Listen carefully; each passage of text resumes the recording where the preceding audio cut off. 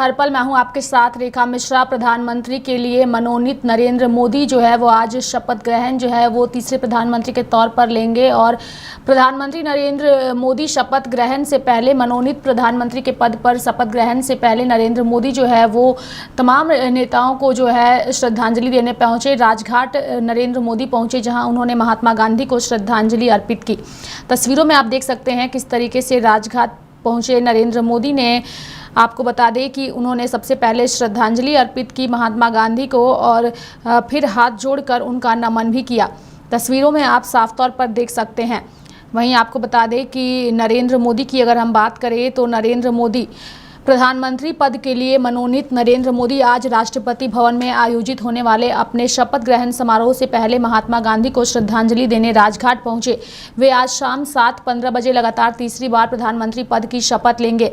वहीं आज लोकतंत्र के पर्व का खास दिन है, क्योंकि नरेंद्र मोदी लगातार तीसरी बार प्रधानमंत्री बनने जा रहे हैं। वहीं जवाहरलाल नेहरू के बाद हैट्रिक बनाने वाले वो दूसरे प्रधानमंत्री बन जाएंगे। शाम 7:15 बजे मोदी 3.0 का शपथ ग्रहण आयोजित होना है, जिसमें कई विदेशी मेहमान भी शामिल हैं।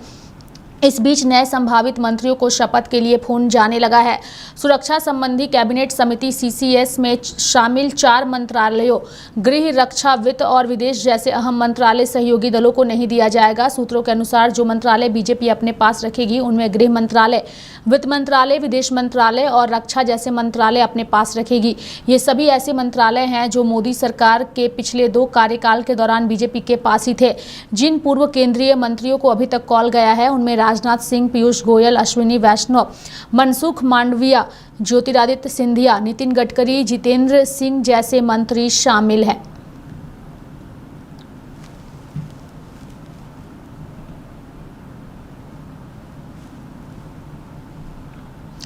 वहीं प्रधानमंत्री पद के लिए मनोनीत नरेंद्र मोदी जो है वो राजघाट के बाद वो अटल स्मृति पार्क पहुंचे, जहां उन्होंने जो है वो शपथ ग्रहण से पहले अटल स्मृति स्थल पहुंचे और अटल बिहारी वाजपेयी को पुष्पांजलि जो है वो अर्पित उन्होंने की। वे आज शाम 7:15 बजे लगातार तीसरी बार प्रधानमंत्री पद की शपथ लेंगे। तो बता दें कि नरेंद्र मोदी जो है वो राजघाट के बाद अटल स्मृति स्थल पहुंचे, माफ़ करिएगा, राजघाट के बाद अटल स्मृति स्थल पहुंचे नरेंद्र मोदी और इसके बाद वहां उन्होंने अटल बिहारी वाजपेयी को पुष्पांजलि अर्पित की। वे शाम 7:15 बजे लगातार तीसरी बार प्रधानमंत्री पद की शपथ लेंगे।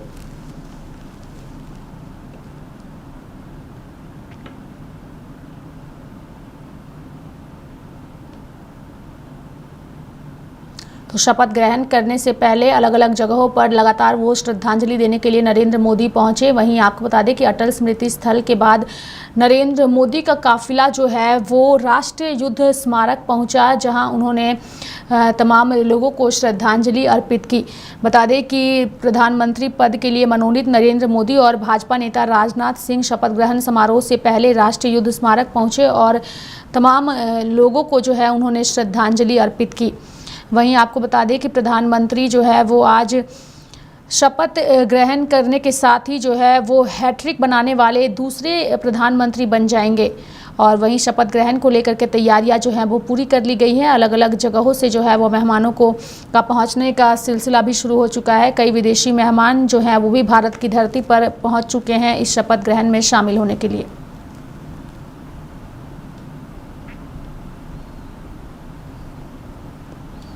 वहीं बिहार के पूर्व मुख्यमंत्री जीतन राम मांझी को भी शपथ ग्रहण में जो है वो उसको लेकर के उनको कॉल आया है या नहीं आया है, इसको लेकर के बिहार में चर्चा का बाजार जो है वो गर्म है। और इस बीच संतोष मांझी जो कि जीतन राम मांझी के बेटे हैं, जब उनसे ये सवाल किया गया तो आप भी सुनिए उन्होंने क्या कुछ कहा। हुआ है क्या कुछ, आपको क्या टेलीफोन आया है, टेलीफोन घंटी बजी? देखिए, हमको जानकारी नहीं है, अभी हम जा रहे हैं, बात करते हैं। अगर ऐसा कुछ आया होगा तो आपको बता देंगे, छुपाने की कोई बात है नहीं। लेकिन अगर मौका मिलता है तो हम लोग के लिए खुशी की बात है, हमारे पार्टी के लिए बड़ी बात होगी और खास करके बिहार के लिए और गया वासियों के लिए जिन्होंने हमें वोट दे करके ये मौका दिया है कि हम उनकी सेवा कर सकें। एक नया द्वार हम लोग के लिए खुलेगा और हम लोग पूरी मेहनत से काम करने। मांझी जी काफी अनुभवी नेता भी माने जाते हैं और एनडीए को इनकलकेट करने में उनकी भी महत्वपूर्ण भूमिका मानी जाती है। तो बिहार में विधानसभा चुनाव भी है, तो समीकरण को देखते हुए कहीं न कहीं मांझी जी को पद तो देना चाहिए। देखिए, निश्चित तौर पर मांझी जी का कैरियर 42 साल का कैरियर है और सभी जगह पर काम कर चुके हैं, बिहार के मुख्यमंत्री भी रह चुके हैं, तो उनका एक अनुभव है, बड़ा सा अनुभव है और अनुभव का लाभ मिलेगा, हम सबको मिलेगा, एनडीए को भी, पार्टी को भी और बिहार वासियों को, गया वासियों को जरूर कुछ न कुछ ऐसे काम होंगे जो हम लोग के लिए एक बड़ी बात होगी। उत्तर प्रदेश सरकार के मंत्री ओपी राजभर ने भी प्रधानमंत्री नरेंद्र मोदी के शपथ ग्रहण समारोह को लेकर के और साथ ही तीसरी बार देश के प्रधानमंत्री बनने को लेकर के जो है वो खुशी जाहिर करते हुए उन्हें बधाई दी है। जनता की सोच थी, जनता के लिए जो माननीय नरेंद्र मोदी जी ने किया है और जनता ने वोट दे करके माननीय नरेंद्र मोदी जी को तीसरी बार प्रधानमंत्री बनाने के लिए बहुमत दिया है। सर, आप खुश हैं? हम 100% खुश हमेशा रहते हैं, हम कभी नाखुश रहते ही नहीं हैं। देखिए, कांग्रेस का अपना काम है और सोनिया जी कह रही हैं तो बड़ी लीडर हैं, वोट से सरकार बनती है, वोट से सरकार गिरती है। एक वोट से अटल जी की सरकार गिरी थी, याद होगा, बहुमत मोदी जी के साथ है। पहले ही एनडीए गठबंधन ने पहली बार, जो गठबंधन था, पहली बार ही प्रधानमंत्री का चेहरा घोषित करके चुनाव लड़ा और प्रधानमंत्री की कुर्सी पर बैठाने के लिए सब लोग। मध्य प्रदेश के उप मुख्यमंत्री राजेंद्र शुक्ला ने भी नरेंद्र मोदी के तीसरी बार प्रधानमंत्री बनने को लेकर के खुशी जाहिर करते हुए उन्हें बधाई दी है। नहीं, मध्य प्रदेश ने जिस तरीके से मोदी जी को तीसरी बार प्रधानमंत्री बनाने के लिए सबसे बड़ा समर्थन दिया है, उससे मध्य प्रदेश का गौरव बढ़ा है।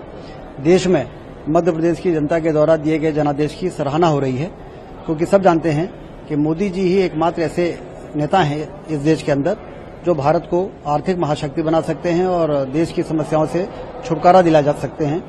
इसलिए हम सारे लोग बड़े प्रसन्न हैं और मध्य प्रदेश के नागरिक होने के नाते आज हम दिल्ली में हैं तो हर राज्य के लोग से जब मिलते हैं तो वो सब हम लोगों की बड़ी बधाई देते हैं, प्रशंसा करते हैं, तो हम लोगों का गौरव बढ़ता है। तो पिछले विधानसभा में भी आपने देखा होगा कि एक तरफा समर्थन भाजपा को दिया है। भाजपा का गढ़ है मध्य प्रदेश और तेजी से विकास की दिशा में आगे बढ़ रहा है और हम हिंदुस्तान के सबसे बेहतर राज्य डॉक्टर मोहन यादव जी, मुख्यमंत्री जी के नेतृत्व में आने वाले वर्षों में बन के दिखाएंगे। इस बार मध्य प्रदेश से कौन कौन मंत्री पद की शपथ ले सकते हैं? इसकी मुझे जानकारी तो नहीं है। 7:15 बजे जब शपथ ग्रहण होगा उस समय मंच पर बैठे हुए लोगों को जब हम देखेंगे तब फिर गिनती करके आपको बताएंगे कि कितने लोग बन रहे हैं। शिवराज सिंह जी को एक नया पद मिल सकता है, क्या कहना चाहिए? संभावना पूरी है, क्योंकि हालांकि जब कॉल आता है तो जनरली लोग कम उसकी चर्चा करते हैं अनुशासन में रहते हुए, लेकिन हम लोग उम्मीद करते हैं कि मध्य प्रदेश से अच्छा प्रतिनिधित्व मोदी जी अपने मंत्रिमंडल में जरूर देंगे। वहीं बता दें कि नरेंद्र मोदी आज शाम जो है वो 7:15 में जो है वो प्रधानमंत्री पद की शपथ लेंगे। इसको लेकर के तमाम नेताओं की ओर से मुलाकात का सिलसिला जारी है। इस बीच नीतीश कुमार ने जेडीयू के कार्यकर्ताओं से मुलाकात की है। जेडीयू के कार्यकर्ता जो है वो नीतीश कुमार का स्वागत करते नजर आ रहे हैं। तस्वीरों में आप साफ तौर पर देख सकते हैं। आपको बता दें कि नरेंद्र मोदी जो है वो आज शाम शपथ लेंगे। उसमें नीतीश कुमार की पार्टी जेडीयू का अहम रोल है और जिस तरीके से नीतीश कुमार लगातार नरेंद्र मोदी के साथ हर एक जगह नजर आ रहे हैं और जिस तरीके से इनके नेता बयानबाजी कर रहे हैं, उस बीच नीतीश कुमार की जो तस्वीरें सामने आ रही है वो बता रही है कि इनका साथ जो है वो इस बार नरेंद्र मोदी के साथ पूरी तरीके से है। हालांकि नीतीश कुमार की पार्टी जो है वो भी एक महत्वपूर्ण भूमिका में एनडीए की इस गठबंधन में है और इस बार नीतीश कुमार जो है इनके हाथ में कई कुछ चीज़ें हैं, चूँकि एक तरीके से बिहार में सबसे बड़ी पार्टी नीतीश कुमार की है और इस गठबंधन में इनकी अहम भूमिका है। ऐसे में शाम के कार्यक्रम से पहले नीतीश कुमार अपने कार्यकर्ताओं के बीच पहुंचे, जहां कार्यकर्ताओं ने फूल और गुलदस्ता देकर जो है वो इनका स्वागत किया।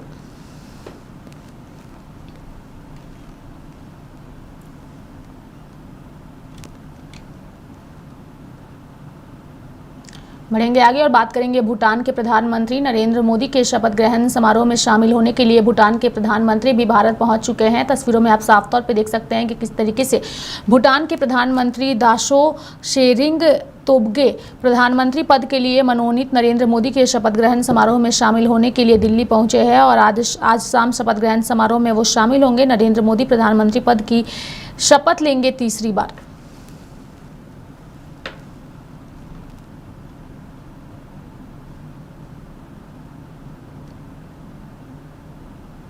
बढ़ेंगे आगे। शिवसेना यूबीटी की सांसद प्रियंका चतुर्वेदी ने भी प्रधानमंत्री के तौर पर नरेंद्र मोदी के तीसरे कार्यकाल को लेकर के खुशी जाहिर करते हुए उन्हें शुभकामनाएं दी हैं।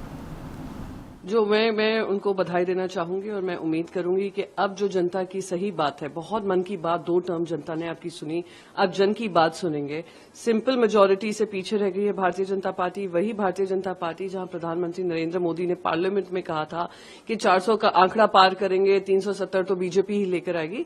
तो जनता ने दिखा दिया कि उनका वोट जो है सोच समझकर अपना विवेक का इस्तेमाल कर उन्होंने दिया है और अब इनकी जिम्मेदारी बनेगी कि तीसरे टर्म में अपने एलाइज को तो साथ लेकर चले ही, पर ऑपोजिशन के भी जो सवाल हैं, ऑपोजिशन का जो रोल है, जो भूमिका एकदम से खत्म करने की कोशिश नरेंद्र मोदी जी ने की थी पहले 2 टर्म्स में, जब मन आता था लोगों को सस्पेंड कर देते थे, अपने कंट्रोवर्शियल बिल्स पास करते थे, उसको नियंत्रण में लाया जाएगा और देश की उन्नति और प्रगति जिस तरीके से होनी चाहिए, जिस रफ्तार से होनी चाहिए, उम्मीद करती हूं कि इनके नेतृत्व में अब सही दिशा में काम होगा, क्योंकि अब ये एक वीकर मैंडेट से आए हैं और प्रधानमंत्री नरेंद्र मोदी जी उस शहंशाह की तरह नहीं काम करेंगे जैसे नोटबंदी कर दी रातों रात, कैबिनेट को ना लेकर, सारे कैबिनेट को साथ लेकर चलेंगे और देश के हित में काम करेंगे। सोनिया गांधी ने कहा है कि पीएम मोदी की ये पॉलिटिकल और मॉरल डिफीट। बिल्कुल, अगर आप देखेंगे कि जिस तरीके से अब प्रधानमंत्री नरेंद्र मोदी जी और सारे ही उनके मंत्रियों में इतना अहंकार आ गया था, बार बार ये कहते थे जनता ने हमें इतना बड़ा मैंडेट दिया, हम किसी सवाल का जवाब नहीं देंगे। इतिहास में पहली बार हुआ होगा कि 150 से ज्यादा सांसदों को सस्पेंड कर दिया गया क्योंकि वो सवाल पूछ रहे थे पार्लियामेंट अटैक को लेकर। फिर देश ने ये भी देखा किस तरीके से एजेंसीज का दुरुपयोग हुआ। ED, CBI, income tax, election commission, media houses, सबको ही घुटनों पे टेक दिया था और वो लोग गिड़गिड़ा रहे थे सत्ता के सामने।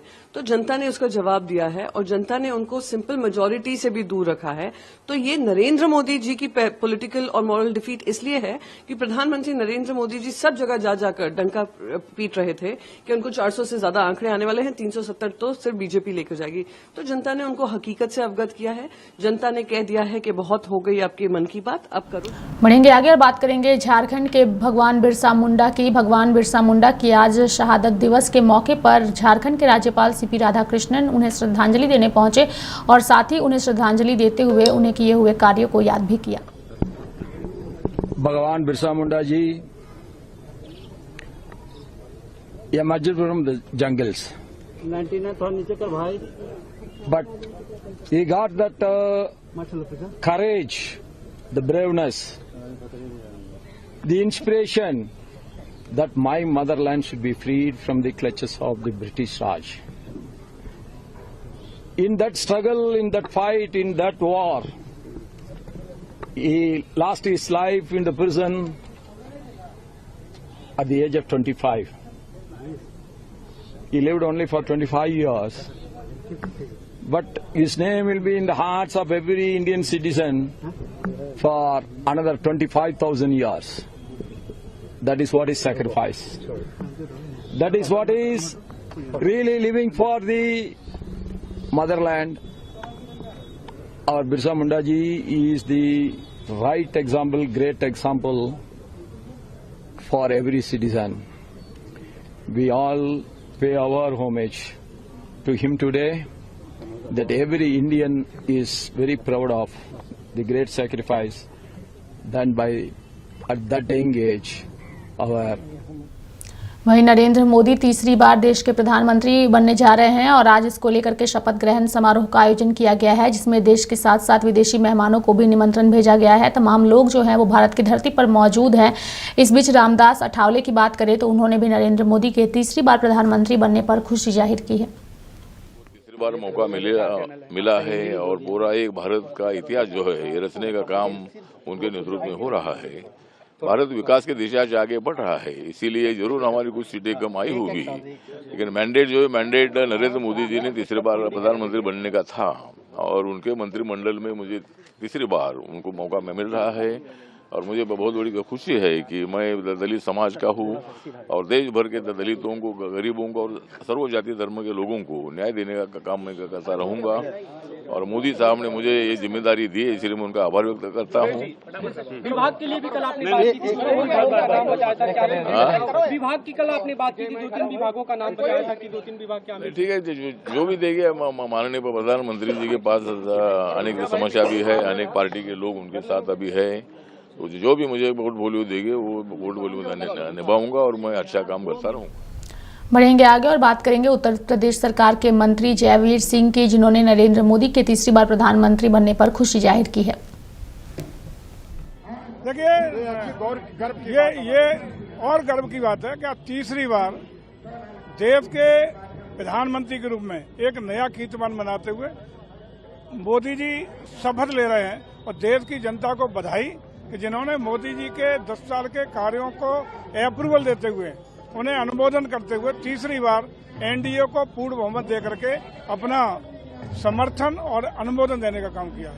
देखिए, ये उनका अपना काम है, विरोधी लोकतंत्र है, कुछ भी कह सकते हैं, लेकिन दिन में सपने देखने वालों को देश की जनता ने मनाही करने का काम कर दिया, असफलता देने का काम कर दिया और मोदी जी के नेतृत्व में एनडीए को प्रचंड बहुमत देकर के देश की सेवा करने का मध्य प्रदेश के मंत्री गौतम टेटवाल ने भी नरेंद्र मोदी के तीसरी बार प्रधानमंत्री बनने पर खुशी जाहिर करते हुए उन्हें बधाई दी है। मोदी जी के सामने कोई चुनौतियां नहीं है, मोदी जी स्वयं चुनौती है। जो भारत के सपनों को पूरा करने में जो सपने देखते हैं, उन सपनों को साकार करने का नाम नरेंद्र भाई मोदी है और सब चुनौतियों को पार करते हुए देखते जाइए आप, सब ठीक हो जाएगा। पूर्व की सरकार भी गठबंधन के सांसदों को मोदी जी ने यथा योग्य सम्मान देकर सरकार चलाई है। मोदी जी गठबंधन की सरकार चलाने में पारंगत है। ये तीसरी बार की सरकार बहुत अच्छी सरकार चलेगी, बहुत अच्छी सरकार चलेगी। आपने देखा भी है नेता के चुनाव में। मध्य प्रदेश के पूर्व गृह मंत्री नरोत्तम मिश्रा ने कांग्रेस पार्टी पर जोरदार तरीके से हमला बोला है और साथ ही ये बता दिया है कि जो पार्टी बहुमत से कोसों दूर है वो एनडीए सरकार पर सवाल उठा रही है, लेकिन नरेंद्र मोदी तीसरी बार देश के प्रधानमंत्री बनने जा रहे हैं।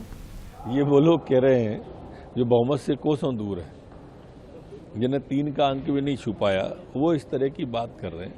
वो प्रारंभ से ही आज विपक्ष के जितने भी लोग हैं देश में भ्रम फैला के ही वोट पा पाए, वो जितने भी पा पाए थोड़े बहुत, टुकड़ों टुकड़ों में बटे लोग कह रहे हैं कि मिलीजुली सरकार है।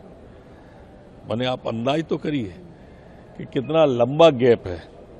उसके बाद ये कह रहे हैं जो व्यक्ति पासिंग मार्क भी नहीं ला पाए वो पास होने वालों पे उंगली उठा रहे हैं। इन लोगों की शुभकामनाओं की आवश्यकता भी मेरे को तो ऐसा प्रतीत नहीं होती जिस तरह की बात वो कर रहे हैं, लेकिन निश्चित रूप से देश के लिए आज अच्छा क्षण है। वैश्विक नेता है माननीय मोदी जी। प्रधानमंत्री जी खुद ही कह चुके हैं कि इस बार बड़े निर्णय और कड़े निर्णय होंगे और बड़े और कड़े। वहीं राजद नेता मनोज झा ने भी नरेंद्र मोदी को बधाई देते हुए एक तरीके से नरेंद्र मोदी पर तंज भी कसा है। देखिए, बहुत बहुत शुभकामनाएं। माननीय प्रधानमंत्री जी तीसरी बार शपथ लेने जा रहे हैं। ऐतिहासिक दिन तो तब हो जब आज से नया इतिहास हो। सर्वधर्म समभाव की बात अचानक से करने लगे हैं 2 दिन से। मोदी सरकार नहीं, एनडीए सरकार, यानी कि सामूहिकता जो लोकतंत्र का आभूषण है, कलेक्टिव, उसको दृष्टिकोण में रखते हुए और ये ध्यान में रखें माननीय प्रधानमंत्री जी तीसरी बार बन रहे हैं। इस देश का चरित्र महासागर वाला है, इसे तालाब मत बनाइए। समुदायों कौमों के बीच में सौहार्द बना रहे, आर्थिक नीतियां क्रोनी पूंजी की गलबहिया में ना जाएं, ये सब हमारी अपेक्षाएं होंगी। आपको बहुत बहुत शुभकामनाएं प्रधानमंत्री जी। देखिए, बहुत बहुत शुभकामनाएं माननीय प्रधानमंत्री। बढ़ेंगे आगे। नरेंद्र मोदी के शपथ ग्रहण समारोह में शामिल होने के लिए विदेशी मेहमान भी भारत की धरती पर पहुंच चुके हैं। भूटान के प्रधानमंत्री की बात करें तो भूटान के प्रधानमंत्री भारत की धरती पर पहुंच चुके हैं। आपको बता दें कि भूटान के प्रधानमंत्री दाशो शोरिंग तोब्गे प्रधानमंत्री पद के लिए मनोनीत नरेंद्र मोदी के शपथ ग्रहण समारोह में शामिल होने के लिए दिल्ली पहुंच चुके हैं और इसको लेकर चाक चौबंद व्यवस्था भी सुरक्षा के किए गए हैं। आज शाम 7:15 पर लगातार तीसरी बार नरेंद्र मोदी प्रधानमंत्री पद की शपथ शपथ लेंगे और इस शपथ ग्रहण में आम से लेकर खास हर कोई जो है वो पहुंच चुका है। वहीं दूसरी ओर अगर हम बात करें तो नरेंद्र मोदी से अब तक 22 सांसदों ने मुलाकात कर ली है उनके आवास पर पहुंचकर, जिनमें सर्बानंद सोनोवाल, चिराग पासवान, अन्नपूर्णा देवी, मनोहर लाल खट्टर, शिवराज सिंह चौहान, भागीरथ चौधरी, किरण रिजिजू, जितिन प्रसाद, एचडी कुमारस्वामी, ज्योतिरादित्य सिंधिया, निर्मला सीतारमण, रवनीत बिट्टू, अजय टमटा, राव इंद्रजीत सिंह, नित्यानंद राय, जीतन राम मांझी, धर्मेंद्र प्रधान, गजेंद्र सिंह शेखावत, हर्ष मल्होत्रा, एस जयशंकर, CR पाटिल, कृष्ण पाल गुर्जर, इन तमाम नेताओं ने जो है वो अब तक नरेंद्र मोदी से मुलाकात कर ली है। और इन तमाम नेताओं में 2 ऐसे नाम हैं जो बिहार की राजनीति से जो है वो ताल्लुक़ रखते हैं, जिनमें नित्यानंद राय है, जीतन राम मांझी हैं। और इन्हीं को लेकर के हमारे साथ जानकारी के लिए हमारे सहयोगी संजय भी जुड़ चुके हैं, सीधे उनका रुख करेंगे। संजय, चूँकि आपसे जानने की कोशिश करेंगे, आज का दिन बेहद ही महत्वपूर्ण है। मनोनीत प्रधानमंत्री जो है वो आज शपथ लेंगे, नरेंद्र मोदी जो है वो शपथ लेंगे और आज जो है एक तरीके से वो हैट्रिक भी लगाएंगे तीसरी बार। लेकिन बिहार से जिन नेताओं के नाम सामने आ रहे हैं उनमें जीतन राम मांझी हैं, नित्यानंद राय हैं, जिनको लेके कई तरह के सवाल भी उठाए जा रहे थे। जिस वक्त काउंटिंग हो रही थी उनके हारने को लेकर के भी चर्चा जोरों पर थी संजय, लेकिन आखिरकार नित्यानंद राय की जीत भी होती है और आज नरेंद्र मोदी से मुलाकात भी हुई है। खबरें ये भी है कि वो भी आज शपथ ले सकते हैं। संजय,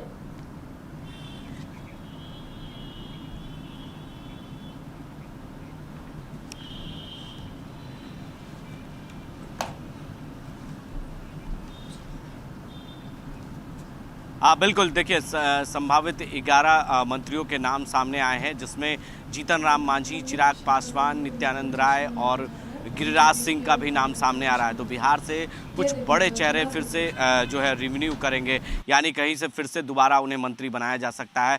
पहली बार चिराग पासवान मंत्री बनेंगे केंद्र में और जीतन राम मांझी भी। जीतन राम मांझी बिहार के पूर्व मुख्यमंत्री भी रह चुके हैं और ऐसे में कहीं ना कहीं जीतन राम मांझी पहली बार केंद्र में मंत्री बनने का उन्हें जो है प्राप्त हो रहा है, सौभाग्य प्राप्त हो रहा है। और ऐसे में जीतन राम मांझी ने अभी थोड़ी देर पहले ट्वीट भी किया और प्रधानमंत्री की जो चाय पे चर्चा थी उस पर सभी जो संभावित लिस्ट है उसमें 11 मंत्रियों के नाम हैं, क्योंकि काफ़ी लंबी लिस्ट है। और ऐसे में जो संभावित थे, जो प्रधानमंत्री नरेंद्र मोदी के साथ उन्हें शपथ लेना है, उनके नामों की चर्चा जिसमें है, उन्हें चाय पे चर्चा पे बुलाया गया था। और कहा जा रहा है कि नितिन गडकरी हो या राजनाथ सिंह हो, अमित शाह हो, निर्मला सीतारमण हो, सभी लोगों के फिर से दोबारा मंत्री बनने का चांस मिला है। और ऐसे में ये भी संभावनाएं जताई जा रही है रेखा की अब JP नड्डा भी, यानी जगत प्रकाश नड्डा जो इनका पूरा नाम है और भाजपा के राष्ट्रीय अध्यक्ष भी हैं, तो ऐसे में अब उनके जो है 30 जून के जो है उनके कार्यकाल पूरे हो रहे हैं। तो ऐसे में 30 जून के बाद जो है उनके कार्यकाल पूरे हो रहे हैं, तो अब जो है किसी और के लिस्ट में नाम आ चुके हैं जो भाजपा के राष्ट्रीय अध्यक्ष बनाए जा सकते हैं। तो अब उन्हें केंद्र में मंत्रिमंडल में जगह मिल सकती है, मोदी कैबिनेट में जो है उन्हें जगह मिलेगी। और दूसरी बार, पहली बार जब वो स्वास्थ्य मंत्री बने थे केंद्र में, और अब जो है उन्हें फिर से दोबारा प्रधानमंत्री नरेंद्र मोदी के साथ जो है शपथ लेने का मौका मिला है। तो ऐसे में कहीं ना कहीं अब जो है संभावनाएं, जो लिस्ट आए हैं सामने, हमारे जो सूत्र बता रहे हैं उसमें ललन सिंह का नाम था, लेकिन अब थोड़ी देर पहले ये जताया जा रहा था कि ललन सिंह भी उसमें शामिल है। लेकिन अब जो है जदयू के जो पूर्व राष्ट्रीय अध्यक्ष हैं उनका नाम कट चुका है और दूसरी बार यानी वो अभी फिर से जीत कर आए हैं मुंगेर से, और उनका भी नाम सामने आ रहा था। लेकिन अभी थोड़ी देर पहले जो सूचनाएं हमारे पास प्राप्त हुई हैं कि ललन सिंह का नाम कट गया है, यानी अब प्रधानमंत्री नरेंद्र मोदी के साथ वो शपथ नहीं ले पाएंगे, यानी मोदी कैबिनेट में उन्हें जगह नहीं मिलेगी। तो ये अभी तक के जो अपडेट है वो हम बता रहे हैं। और जो चाय पर चर्चा थी वो बैठक खत्म हो गई है, नरेंद्र मोदी के आवास पर हुई थी, यानी प्रधानमंत्री PMO आवास पर हुआ था, जिसमें सभी लोगों के नाम सामने आए थे। पीयूष गोयल भी उसमें शामिल थे। सभी नेता जो है वो जो भाजपा के कैबिनेट में मंत्री रह चुके हैं उन्हें फिर से दोबारा मौका दिया जा रहा है और कुछ नए चेहरे को मौका दिया जा रहा है, जिसमें चिराग पासवान है, जीतन राम मांझी हैं। ये दो चेहरे जो हैं वो नए हैं। और आपको बात करें तो दिल्ली से भी कुछ नए चेहरे को मौका मिला है, जो दिल्ली में 7 सीटों जीत कर आई है भाजपा, तो ऐसे में उनका भी एक नाम सामने आया है। तो ये सभी संभावित लिस्ट है जो प्रधानमंत्री तक पहुंच गई है और प्रधानमंत्री ने उन्हें ही PM हाउस से फ़ोन कर बुलाया गया है और सभी ने अपने मोबाइल को ऑन रखा है, क्योंकि कभी भी PM हाउस से फ़ोन जा सकता है। और संभावनाएँ थी कि वो सभी अपने मोबाइल फ़ोन को नेटवर्क में रखे थे, क्योंकि कभी भी प्रधानमंत्री नरेंद्र मोदी की तरफ से फ़ोन जाएगा और उन्हें आना पड़ सकता था। तो ऐसे में कहीं ना कहीं पीएमओ हाउस में जो बैठक चल रही थी वो अब खत्म हो गई और सभी अब जो है वो बाहर निकलने शुरू हो गए हैं। तो ऐसे में जो लिस्ट आए हैं सामने उस संभावने करीबन 11 मंत्रियों के नाम सामने आए हैं जो 7:15 पर शपथ लेंगे प्रधानमंत्री, और उसके बाद जो सभी मंत्री हैं वो भी शपथ लेंगे जो उनके 11 लिस्ट हैं। तो ऐसे में कहीं ना कहीं 2 घंटे का ये पूरी तरीके से कार्यक्रम है राष्ट्रपति भवन में, और वहाँ पर जो भी हमारे पड़ोसी मुल्क से प्रधानमंत्री आए हैं उनका भी भव्य स्वागत किया जाएगा। और किस तरीके से भोजन की व्यवस्था की गई है, रात में कई मंत्रियों के जो है विश्राम करने की व्यवस्था की गई है। तो ऐसे में पूरी व्यवस्था पीएम हाउस माफ़ कीजिएगा सीएम राष्ट्रपति भवन में की गई है। जो पड़ोसी मुल्क से आए हैं, चाहे वो बांग्लादेश हो, नेपाल हो, भूटान हो, सभी के जो प्रधानमंत्री हैं वो पहुंच चुके हैं लगभग। तो ऐसे में जब 7:15 पे जो मुख्य अतिथि के तौर पर आए हैं तो उनका किस तरीके से कहते हैं अतिथि देवो भवो, अगर हमारे देश में कोई अतिथि आते तो उनके स्वागत में कोई कमी ना रह जाए, इसकी हमेशा ख्याल रखा जाता है। तो बिल्कुल अतिथि देवो भव भारत जो है बिल्कुल उसी तरीके की तर्ज पर काम करता है और अतिथियों का स्वागत भी करता है। संजय, चूंकि एक सवाल कई वक्त से जो है वो सामने आ रही है और अलग अलग जो नाम सामने आ रहे हैं बिहार की राजनीति में, जिन लोगों को शपथ आज नरेंद्र मोदी के साथ लेना है, जातियों को किस तरीके से भुनाने की कोशिश की गई है मंत्रियों के माध्यम से और जो लोग शपथ लेंगे?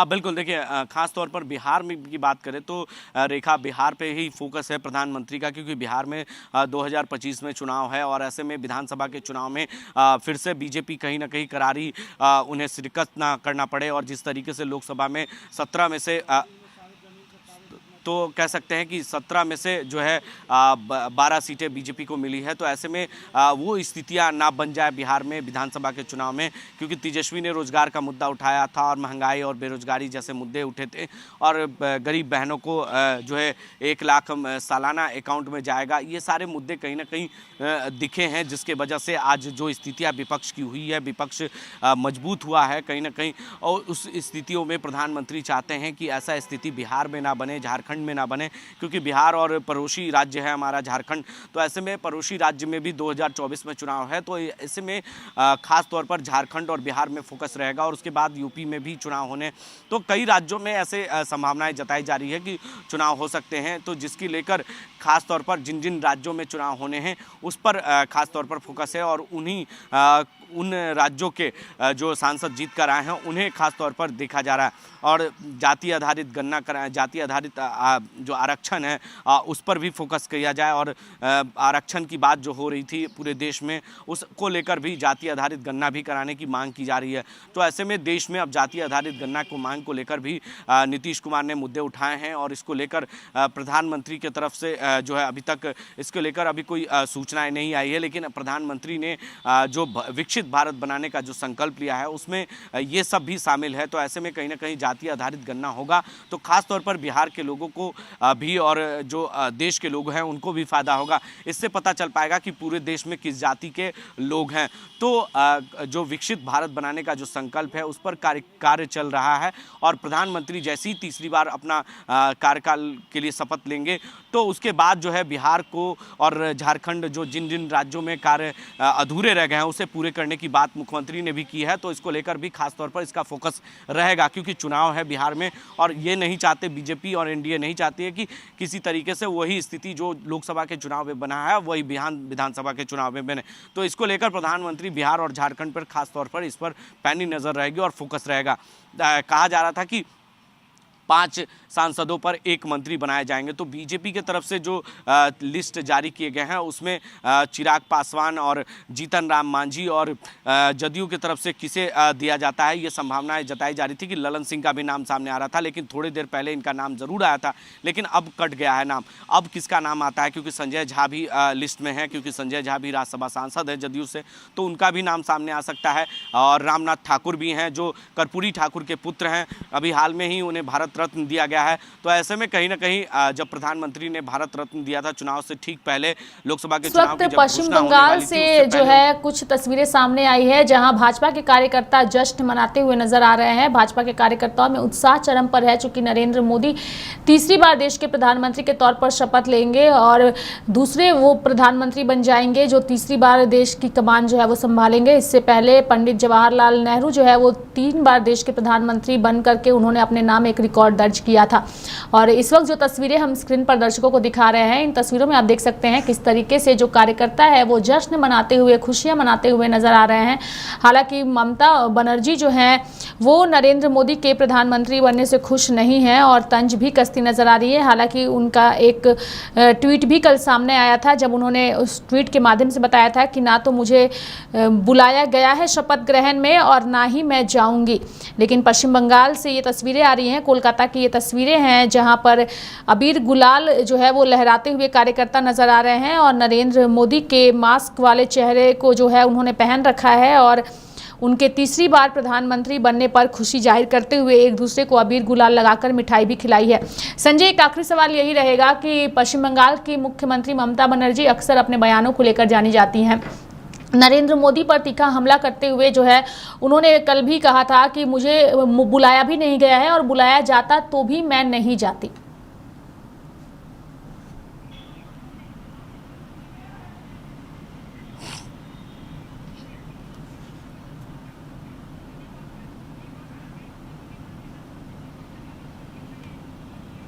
हाँ, बिल्कुल सही सवाल आपने पूछा है रेखा। जिस तरीके से देखिए विपक्ष के कई नेताओं को आमंत्रण दिया गया है और ये आमंत्रण जो है पीएम हाउस से गया है, तो ऐसे में कहीं ना कहीं राष्ट्र भवन में आने के लिए सभी को आमंत्रण दिया गया है। अब सोच लीजिए कि पड़ोसी मुल्क के कई प्रधानमंत्री आ रहे हैं, जब हमारे देश के ही विपक्ष के नेता हैं उन्हें क्यों ना आमंत्रण दिया जाएगा। चाहे राहुल गांधी हो, सोनिया गांधी हो, मेनका गांधी हो, सभी को बुलाया गया है, प्रियंका गांधी हो, सभी को बुलाया गया, आमंत्रण दिया गया है। और ऐसे में कहीं ना कहीं मल्लिकार्जुन खड़गे ने भी आने के लिए सहमति जता दी है। जो कांग्रेस के राष्ट्रीय अध्यक्ष हैं मल्लिकार्जुन खड़गे ने आमंत्रण को स्वीकार किया है और वो उस राष्ट्रपति भवन में जाएंगे जहां पर कह सकते हैं कि जो शपथ ग्रहण है उसमें शामिल होंगे, शिरकत करेंगे। तो ऐसे में विपक्ष के तौर पर एक मल्लिकार्जुन खड़गे जाएंगे। अब रही बात ममता बनर्जी की, तो ममता बनर्जी एकला चलो की राजनीति हमेशा करती हैं। आपको याद होगा कि जब इंडिया गठबंधन का जब गठबंधन था उस वक्त जब मल्लिकार्जुन खड़गे का नाम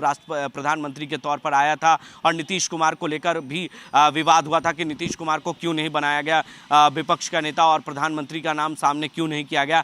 तो इसको लेकर भी नीतीश कुमार ने काफ़ी नाराजगियां जताई थी और ममता बनर्जी ने उसी समय से ही एकला चलो की राजनीति अपनाई और उसका असर भी दिखा, क्योंकि उसे काफ़ी फायदा हुआ वहां पर। और ममता बनर्जी ने अच्छा परफॉर्मेंस दिया। 42 सीटें हैं वहां पर लोकसभा की और लगभग 33 के आसपास जो है वहां पर जो है बताई जा रही है कि लोकसभा चुनाव में अच्छा परफॉर्मेंस टीएमसी का रहा है वहां पर, और जिसके वजह से टीएमसी की जो राष्ट्रीय अध्यक्ष हैं और वहां की ममता बनर्जी जो पश्चिम बंगाल की मुख्यमंत्री हैं, उन्होंने एकला चलो की राजनीति अपनाई और उसका फायदा भी लोकसभा के चुनाव में देखा। तो इसी तरीके से वो चाहती हैं कि एकला चलो की राजनीति करें, क्योंकि एक समुदाय को वो खास तौर पर खुश करती हैं।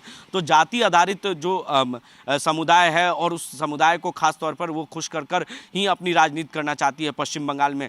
तो पश्चिम बंगाल जो है बांग्लादेश से सटा हुआ है और बांग्लादेशी काफ़ी घुसपैठ है वहाँ पर इलाका है, तो खास तौर पर घुसपैठियों को जिस तरीके से बढ़ावा देती हैं वो, तो ये आरोप उन पर लगते रहे हैं और सत्ता पक्ष के लोग, बीजेपी के लोग हमेशा आरोप लगाते हैं। अभी हाल में ही बीजेपी के कई नेताओं के घर पर तोड़फोड़ हुई है जब सरकार बीजेपी की बन रही है केंद्र में।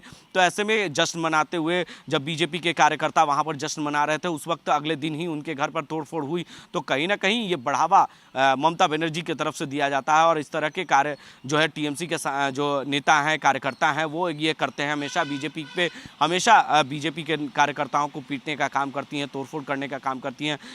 याद होगा कि जो है ईडी के जो अधिकारियों हैं उन पर भी गाड़ी पर भी जानलेवा हमला किया गया था। तो ऐसे में कहीं ना कहीं ममता बनर्जी इस मामले में हमेशा एकला चलो की बात करती हैं और एकला चलो की राजनीति करती हैं, और उनका नाम हमेशा ममता दी के नाम से फेमस है और पश्चिम बंगाल में उन्हें ममता दीदी ही कहा जाता है। तो ऐसे में कहीं ना कहीं इस सभी चीज़ों के लिए वो खास तौर पर जानी जाती हैं ममता बनर्जी। जुड़ने के लिए और तमाम जानकारियां देने के लिए तो नरेंद्र मोदी के शपथ ग्रहण को लेकर के तैयारियां जो है वो पूरी कर ली गई है। आज शाम शपथ ग्रहण में आम से लेकर खास और साथ ही सभी की पैनी नज़र जो है उस शपथ ग्रहण समारोह पर होगी, लेकिन विदेशी मेहमानों को भी इस कार्यक्रम में बुलाया गया है। विदेशी मेहमान जो है वो भारत की धरती पर आ चुके हैं और तमाम लोग जो है वो शपथ ग्रहण के जो है वो साक्षी बनेंगे, चूंकि तीसरी बार नरेंद्र मोदी प्रधानमंत्री के तौर पर शपथ लेंगे। हमारे साथ सत्येंद्र भी जुड़ चुके हैं और सत्येंद्र से जानने की कोशिश करेंगे। सत्येंद्र, यूपी के कौन कौन से वो नाम है जो नरेंद्र मोदी की कैबिनेट में उन्हें जगह मिलेगी, कौन कौन से वो नाम जो है वो चर्चा में है और किन किन के पास जो है वो फोन कॉल गया है? सत्येंद्र,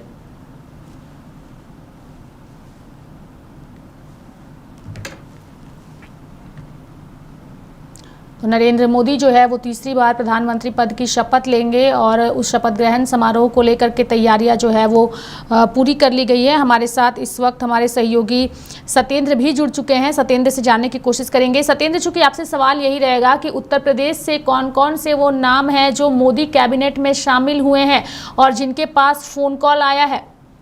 सत्येंद्र, देखिए, शपथ ग्रहण समारोह है और ऐसे में उत्तर प्रदेश के कई ऐसे लोगों को मंत्री पद के लिए भी न्योता दिया गया है। साथ ही साथ शपथ ग्रहण समारोह में शामिल होने के लिए भी फोन कॉल्स आई हैं। यहाँ उत्तर प्रदेश में आरएलडी जो पश्चिम यूपी की पार्टी है, जो कुछ समय पहले एनडीए में शामिल हुई थी, उसके जो जयंत चौधरी हैं उनके पास भी फोन आया है। इसी के साथ साथ कई और मंत्री हैं और जो ये सांसद हैं जिनको न्योते में बुलाया है, लेकिन हो सकता है कि उनको मंत्री पद भी दे दिया जाए। मुख्यमंत्री योगी आदित्यनाथ भी वहां पहुंच गए हैं और समारोह में शामिल होने के लिए। इसी के साथ साथ कई और लोग जो उत्तर प्रदेश के बड़े नेता हैं वो भी धीरे धीरे पहुंच रहे हैं। यूपी में बताया जा रहा है कि जिस तरीके से संतोषजनक परिणाम एनडीए के पक्ष में नहीं आए हैं, उस तरीके से उत्तर प्रदेश जहां 80 लोकसभा सीटों का बड़ा राज्य है, उस हिसाब से यहाँ पर जो मंत्रियों की संख्या होगी उत्तर प्रदेश में कम हो सकती है रेखा, क्योंकि संतोषजनक परिणाम नहीं आए भाजपा के लिए, एनडीए के लिए। इस वजह से यहाँ पर जो है तमाम कई मंत्रियों के पद कम हो सकते हैं और यहाँ के सांसदों को देखा जाए तो मंत्री पद कम मिलेंगे। लेकिन जो विपक्ष के साथ साथ जो लोग एनडीए में शामिल हैं और जो घटक दल के हैं, चाहे फिर हम अनुप्रिया पटेल की बात करें या फिर आरएलडी के जयंत चौधरी की बात करें, जिन लोगों ने उस समय पर भी अपनी सीट निकाली है जहां भाजपा का जो तमाम जो मोदी जी का मैजिक है वो चलता नहीं दिखा, लेकिन इन लोगों ने ऐसे कठिन दौर में भी अपनी सीट निकाली है। तो यहाँ पर मोदी कैबिनेट में इनको मंत्री पद मिल सकता है और इनकी चर्चाएं भी चल रही हैं रेखा। लोगों को जगह मिल सकती है और इसकी चर्चाएं भी चल रही है। चूंकि उत्तर प्रदेश से जिस तरीके का इस बार रिजल्ट रहा, ये रिजल्ट बेहद ही चौंकाने वाला रहा, लेकिन कल हमने देखा किस तरीके से सपा के नेताओं ने अब इस पर अपनी तीखी प्रतिक्रिया दी। सत्येंद्र, सपा के नेताओं से जब आपने शपथ ग्रहण को लेकर कल सवाल किया था तो उन्होंने साफ तौर पर कहा कि ये सरकार जो है वो ज़्यादा दिन तक नहीं चलेगी। तो क्या गठबंधन की सरकार जो है वो इस बार बीजेपी के पास बहुमत नहीं है और एनडीए की सरकार है, क्या इस वजह से जो विपक्ष के नेता हैं वो इतनी खुशी मना रहे हैं और इस तरीके के बयानबाजी कर रहे हैं? सत्येंद्र, था होगा 2019 और 14 में केंद्र में विपक्ष का मतलब जीरो था। भले ही उनके कुछ सांसद रहे हों, लेकिन विपक्ष में बैठने की हैसियत उनकी इन 10 सालों में नहीं हो पाई। जब 2024 का चुनाव हुआ, संभावनाएं एनडीए ने भी यही लगाई थी, भाजपा के वरिष्ठ नेताओं ने भी यही लगाई थी कि 400 पार जाएंगे। जब 400 पार इनकी संख्या होती तो विपक्ष फिर अपनी जगह बैठने के काबिल नहीं होता। आपने 2019 में देखा होगा जब लोकसभा में सत्र चल रहा था तो उस दौरान थोड़ा भी हल्ला बोल विपक्ष के सांसद किया करते थे तो उनको लोकसभा के अध्यक्ष के द्वारा सस्पेंड कर दिया जाता था, कार्रवाई की जाती थी। समझिए ऐसे में 140 सांसदों को लगभग सस्पेंड किया गया था। तो यहाँ पर विपक्ष था नहीं और जो लोग भी थे और अपनी आवाज उठा रहे थे तो उन पर कार्रवाई की जाती थी। लेकिन अब ऐसा नहीं हो पाएगा क्योंकि ये सरकार जो बनी है ये बैसाखियों पर है, दूसरे अन्य घटक दलों के सहयोग से ये सरकार बनी है। तो इन 5 सालों में जो बदलाव होगा वो तो देखने वाला होगा, लेकिन विपक्ष इस बार कुछ भी करने से पहले अगर सरकार कुछ निर्णय लेती है ऐसा, तो सबसे पहले विपक्ष उस पर सवाल करेगा। और जब विपक्ष मजबूत होता है तभी मुझे लग रहा है लोकतंत्र सुरक्षित होता है, और लोकतंत्र में सभी की बातें होती हैं। 2019 में प्रधानमंत्री नरेंद्र मोदी ने कभी महंगाई पर बात नहीं की, प्रधानमंत्री नरेंद्र मोदी ने कभी किसान को लेकर दो टूक बात नहीं कही, प्रधानमंत्री नरेंद्र मोदी ने 2019 में कभी बेरोजगार युवाओं के लिए बात नहीं की। तो ऐसी सारी चीजें जो थी, जो छिपी थी, लेकिन अब जब विपक्ष मजबूत है तो हर मुद्दे पर चर्चा होगी, हर मुद्दे पर विपक्ष सवाल करेगा, हर मुद्दे पर अपनी समस्याएं गिनाएगा। बहुत सी बार ये देखा गया कि भले ही देश में भाजपा की सरकार हो, एनडीए की सरकार हो, लेकिन जो विपक्ष के सांसद निकल कर आते थे उनके क्षेत्र में विकास उस रफ्तार से नहीं दिखता था जिस रफ्तार से भाजपा के सांसदों के क्षेत्र में होता था। तो विपक्ष के लोगों का ये रोना भी रहता था कि हमारे क्षेत्र में उस हिसाब से निधि नहीं है जिससे हम विकास कार्य कर सकें। यही कारण है कि उन जगहों पर विकास अधूरा रह गया और एनडीए और भाजपा की उस सरकार ने भी वहां विकास की बयार नहीं बहाई, और इन सारे मुद्दों को लेकर ये बदलाव हुआ। और अब यूपी में समझिए समाजवादी पार्टी सबसे ज्यादा पार्टी टिकट वो प्रत्याशी जीतकर अपने उनको लेकर आई है। 37 लोगों को यहाँ पर सांसद जीते हैं सपा के, और 6 कांग्रेस के जीते हैं। कांग्रेस की मात्र 1 सीट 2019 में थी और सपा के मात्र 5 कैंडिडेट थे।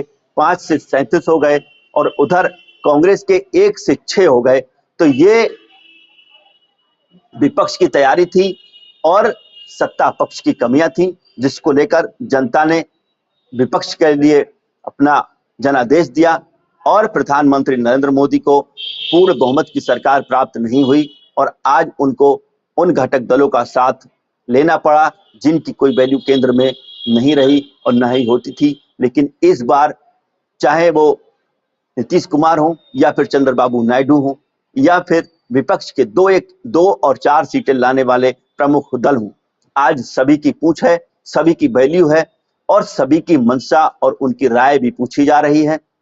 ऐसा कभी नहीं हुआ, लेकिन इस बार जब ये बैसाखियों पर सरकार खड़ी है तो यहाँ विपक्ष जो कह रहा है, क्योंकि वो मजबूत है और विपक्ष में मजबूती से बैठा है, कुछ अगर सांसद कट गए और सांसदों का सम्मान पार्टी ने नहीं दिया तो कुछ भी इन 5 सालों में हो सकता है। 10 साल प्रधानमंत्री नरेंद्र मोदी ने निस्संदेह अपना कार्यकाल पूरा किया, जो निर्णय लिया उसको पूरा किया। फिर चाहे हम बात करें 370 की, फिर चाहे करें अयोध्या में राम मंदिर के निर्माण की, या फिर कई और नेशनल मुद्दों की बात करें, जिन मुद्दों पर सरकार ने हामी भर ली उन मुद्दों पर काम हुआ। लेकिन अब तो सरकार उन मुद्दों पर काम पूरे 100% नहीं कर पाएगी। अब विपक्ष उनके तमाम कार्यों, मुद्दों पर, योजनाओं पर सवाल खड़े कर सकता है। रेखा, मोदी ने अपने तमाम जो साथी दल है उनके साथ टीम मीटिंग की है, उसकी तस्वीरें इस वक्त लाइव इंडिया हर्बल के टीवी स्क्रीन पर हम दिखा रहे हैं। एनडीए के तमाम नेता जो है उन तस्वीरों में नजर आ रहे हैं और नरेंद्र मोदी जो है वो सभी को संबोधित करते हुए तस्वीरों में नजर आ रहे हैं। लेकिन इस बीच खबर ये भी आई है सत्येंद्र की मल्लिकार्जुन खड़गे जो है वो शपथ ग्रहण समारोह में शामिल होंगे। कल ही उन्हें निमंत्रण दिया गया था इसको लेकर के और उसकी ओर से औपचारिक तौर पर उन लोगों की ओर से बातें भी रखी गई थी। लेकिन आज जो खबरें सामने आ रही है, मल्लिकार्जुन खड़गे जो है वो जो है शपथ ग्रहण समारोह में शामिल होंगे। मल्लिकार्जुन खड़गे जो है कांग्रेस के अध्यक्ष हैं और ऐसे में कांग्रेस पूरे देश की समझिए भाजपा के बाद दूसरी सबसे बड़ी पार्टी है। अगर मोदी जी की तरफ से या एनडीए या भाजपा की तरफ से कांग्रेस के राष्ट्रीय अध्यक्ष को अगर न्योता गया है और वो इस न्योते में शामिल हो रहे हैं तो बहुत बड़ी बात नहीं है, क्योंकि विपक्ष में सबसे बड़े जो पार्टी है वो कांग्रेस है। उनके पास अगर न्योता आ रहा है और वो शामिल हो रहे हैं तो हो सकता है कि उनके साथ में जो इंडिया गठबंधन के साथ में जो लोग शामिल हैं और इनके न्योते में शामिल होने के बाद अगर उनको ये चीज़ें अच्छी नहीं लगी तो कुछ गड़बड़ भी हो सकता है। और अगर उनको लगा कि हमारे अब समझिए कि सत्ता पक्ष हमको भी पूछ रहा है, मजबूत पार्टी कांग्रेस की है, इस वजह से मान रहा है, तो इस बात को लेकर खुशी भी होगी। फिलहाल मल्लिकार्जुन खड़गे के जाने के बाद या उनके शामिल होने के बाद जो चीजें निकल कर आएंगी, क्योंकि प्रधानमंत्री नरेंद्र मोदी ने कभी ऐसा नहीं किया कि अकेले ही की बात की हो। अगर उनको मिला, उन्होंने न्योता दिया है तो ये अच्छी बात है, क्योंकि विदेश से भी काफी बड़े बड़े नेता यहाँ पर इनके समारोह में शामिल हो रहे हैं, तो मल्लिकार्जुन खड़गे भी शामिल हो सकते हैं। रेखा, चलिए, बहुत बहुत धन्यवाद सत्येंद्र हमारे साथ जुड़ने के लिए और तमाम जानकारियां देने के लिए। आगे भी इस खबर से जुड़ी तमाम अपडेट और जानकारियां आपसे लेते रहेंगे। नरेंद्र मोदी जो है वो तीसरी बार देश के प्रधानमंत्री के तौर पर आज शाम जो है वो शपथ लेने वाले हैं और शपथ ग्रहण को लेकर के भाजपा के नेताओं में खुशी जो है वो चरम पर नजर आ रही है। साथ ही कई नेताओं को फोन भी जा चुका है जिन्हें आज नरेंद्र मोदी के साथ शपथ ग्रहण में हिस्सा लेना है। तो मेरे साथ इस बुलेटिन में फिलहाल इतना ही। आप देखते रहिए लाइव इंडिया हर पल। नमस्कार।